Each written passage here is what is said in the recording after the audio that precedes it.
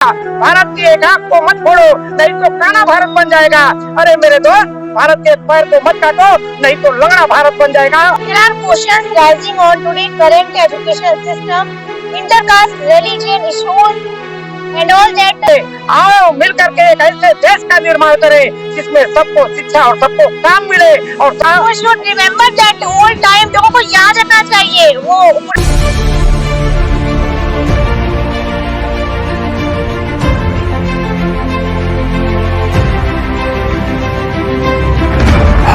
लेकर आ रहे हैं A to Z वॉइस, जनगण की आवाज।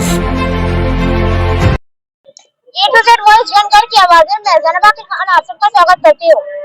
आज हमारे बीच में एक शायर मौजूद है, उबेर सिंह कुशवाहा। क्योंकि आप जानते हैं कि हमारे दादा भी इनकलाबी शायर रह चुके हैं, कामिल शफीकी, और हमारे फादर भी शायर हैं। तो ऐसे में जब एक शायर हमारे बीच में बैठे और जिन्होंने देश हित के लिए शायरी पढ़ी थी, हमारे पिछले इंटरव्यू में इत्तेफाकन इनसे मुलाकात हुई थी और आज भी इत्तेफाकन एक कार्यक्रम में इनसे मुलाकात हुई, जिनकी शायरी कुल मिला के देश हित के लिए समाज को समर्पित थी।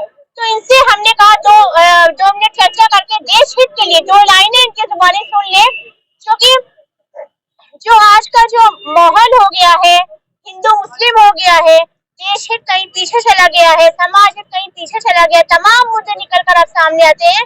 इस पर ये किस तरीके से अपने शायरी के माध्यम से लोगों तक अपनी बात पहुंचाते हैं। बहुत बहुत इस्तेमाल है आपका हमारे चैनल में। आपसे इत्तेफाकन पिछले बार में मुलाकात हुई थी और इत्तेफाकन आज भी मुलाकात हुई, और मैं चाहती हूँ कि आप जो है अपनी शायरी के माध्यम से हमारे चैनल पे देश के समर्पित करें कुछ लाइन।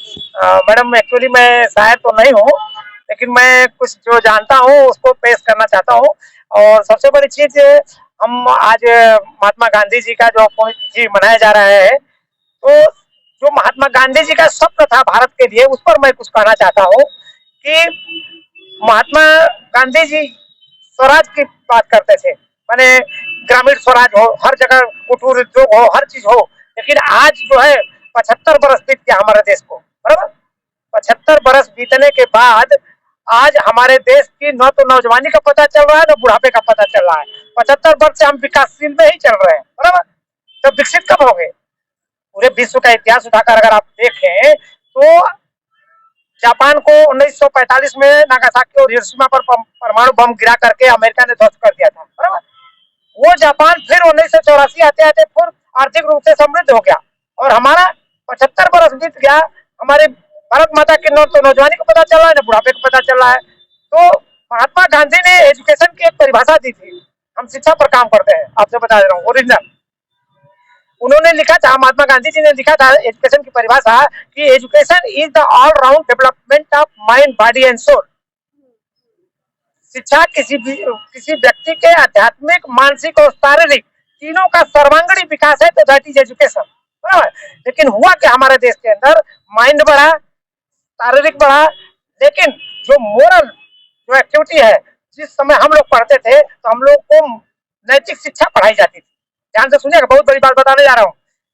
हमारे देश में नैतिक शिक्षा पढ़ाई जाती थी, उसमें बड़े बड़े सूफी संतों का, बड़े बड़े महापुरुषों का वो पाठ पढ़ाया जाता था, जिससे पढ़ करके हमारे जीवन पर कुछ असर पड़ता था। लेकिन हमारे देश के अंदर उस नैतिक शिक्षा को खत्म कर दिया गया एजुकेशन से। तो जिस देश के एजुकेशन से नैतिक शिक्षा को खत्म कर दिया जाएगा, उस देश में अनैतिकता नहीं फैलेगी तो क्या फैलेगी?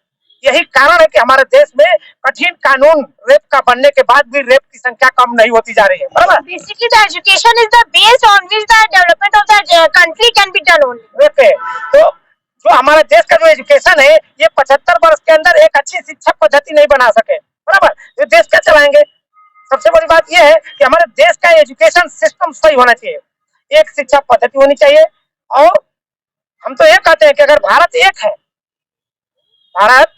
है तो कहा गया है कि अब से भी, अभी से 2023 से भी अगर आदमी जनता सुधर जाए तो मेरा एक ही का नाम है कि न भूत काम आएगा, न भविष्य काम आएगा।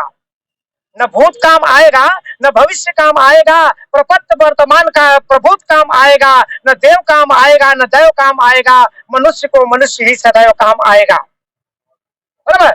तो आप मनुष्य को जोड़िए ना, यहाँ तो जात जात में बांट बांट कर करके धर्म धर्म और जात को 75 वर्ष के अंदर हमारे देश के अंदर किसी चीज का विकास हुआ तो सिर्फ जात और धर्म का विकास हुआ। There are questions rising on today current education system, intercaste, religion issues and all that.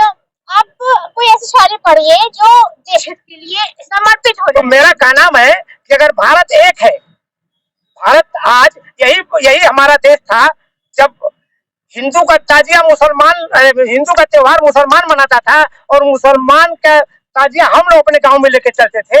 एक ऐसा गंगा जमुनी तहजीब थी और न जाने क्या हो गया 10-12 बरस के अंदर में कि मेरे को लिखना पड़ रहा है, कहना पड़ रहा है कि त्योहारों के सीनों पे संगीनों का पहरा है। ध्यान से सुनिएगा, त्योहारों के सीनों पे संगीनों का पहरा है, अब ईद भी घायल है, मायूस दशहरा है।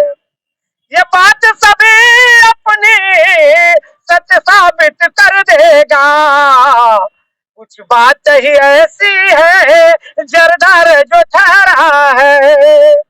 मेरे प्यारे भाइयों बंधुओं, आज इस गांधी जी के पुण्यतिथि के अवसर पर मैं पूरे देशवासियों से गुजारिश करता हूं मेरे दोस्त कि अगर भारत एक है, भारत के दो भुजा है तो एक हिंदू की भुजा एक मुसलमान की भुजा है, भारत की दो आंखें हैं तो एक हिंदू की आंख एक मुसलमान की आंख है, भारत के दो पैर हैं तो एक हिंदू का पैर है एक मुसलमान का पैर है मेरे दोस्तों। इसीलिए दादू दयाल ने लिखा है कि दोनों भाई हाथ पग दोनों भाई कान और दोनों भाई नैन है हिंदू मुसलमान। तो मेरे प्यारे भाइयों बंधुओं, सब एक है, आओ मिलकर के एक ऐसे देश का निर्माण करें जिसमें सबको शिक्षा और सबको काम मिले और सबको सम्मान मिले। और मैं आपको कहना चाहता हूं कि अरे मेरे प्यारे भाइयों, भारत की एक भुजा को मत काटो, अर्थात मुस्लिम को मत हटाओ, भारत की एक भुजा को मत काटो, नहीं तो लूला भारत बन जाएगा। भारत की एक आंख को मत फोड़ो, नहीं तो काना भारत बन जाएगा। अरे मेरे दोस्त, भारत के पैर को मत काटो, नहीं तो लंगड़ा भारत बन जाएगा। We should remember that all time, लोगों को याद रखना चाहिए वो पुराना वक्त जहाँ हिंदू के त्योहार में मुस्लिम जाया करता था और मुस्लिम के त्योहार में हिंदू। हाँ, ये मेरा गुजारिश है कि मेरे दोस्तों, भारत की एक भुजा को मत काटो, नहीं तो लूला भारत बन जाएगा।